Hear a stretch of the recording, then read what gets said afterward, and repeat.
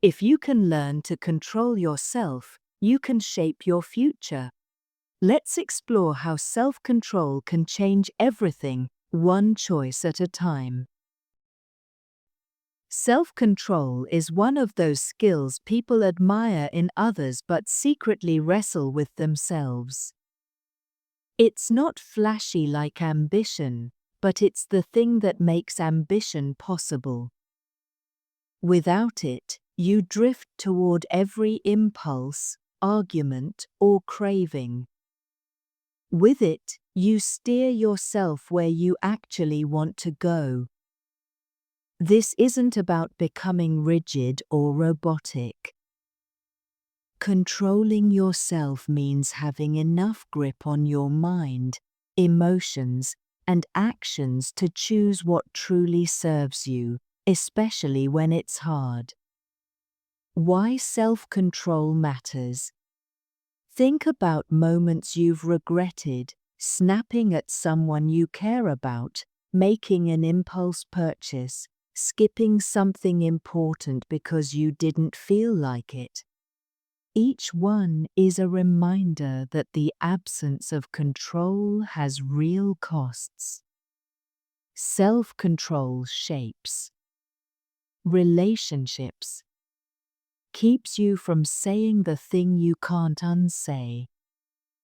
Career helps you stay consistent when motivation fades. Health keeps you from habits that damage you long-term. Reputation builds a sense of reliability in how others see you. It's not about never slipping, it's about slipping less and recovering faster. Part 1. Understanding yourself before controlling yourself. You can't control what you don't understand.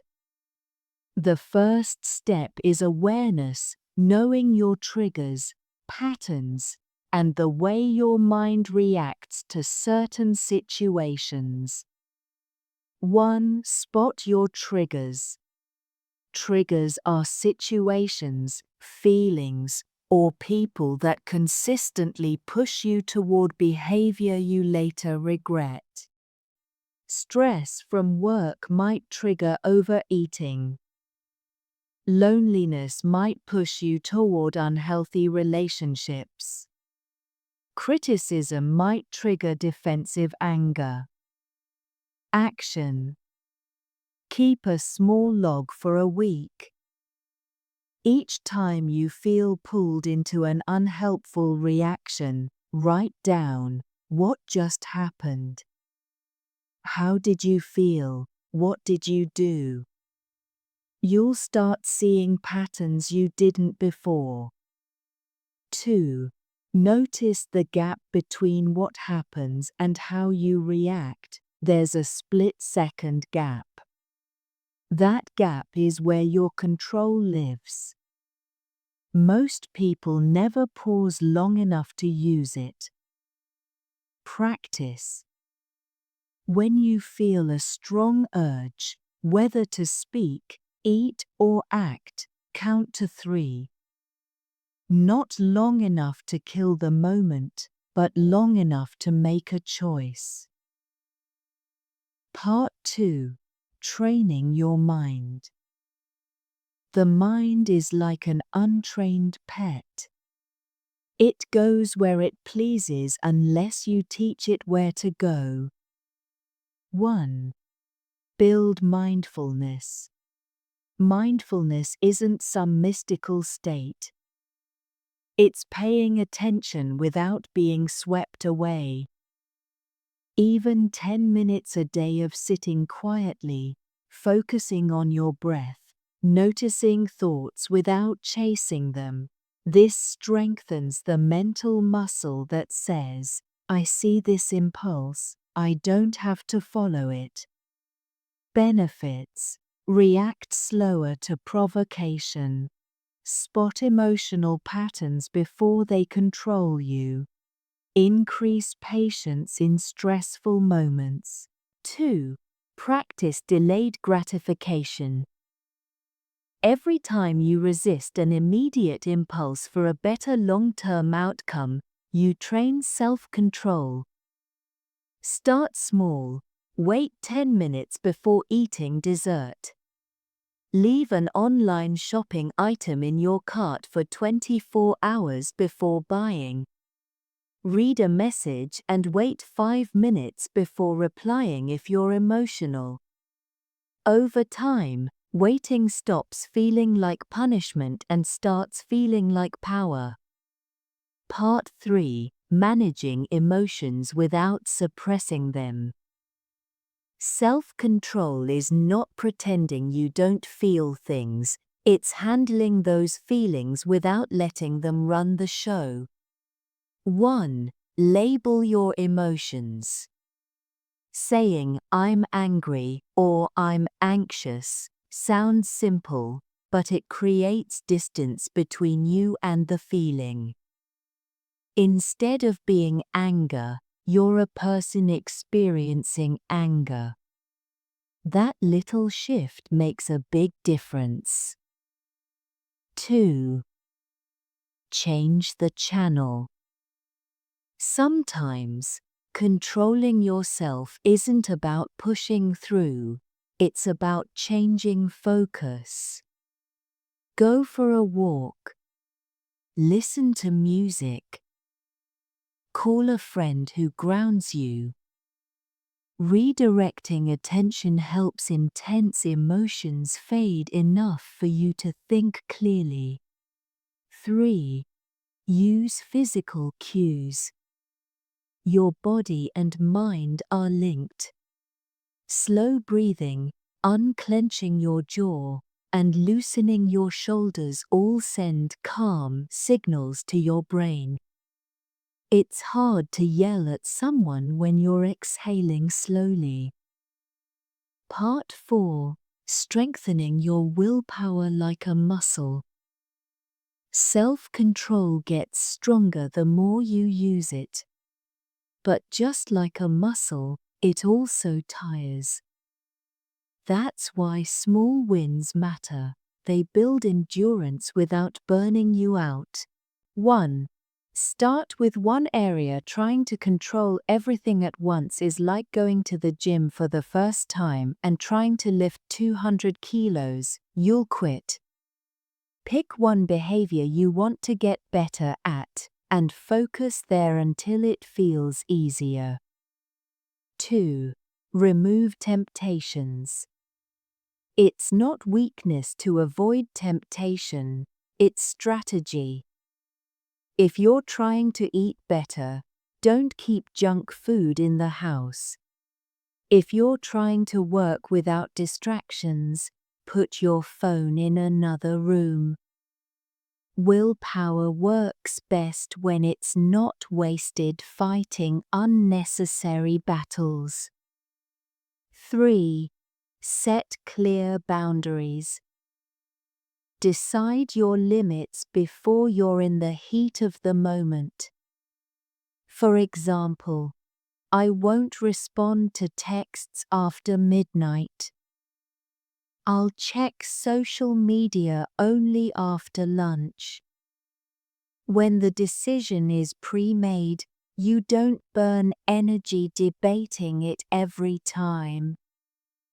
Part 5.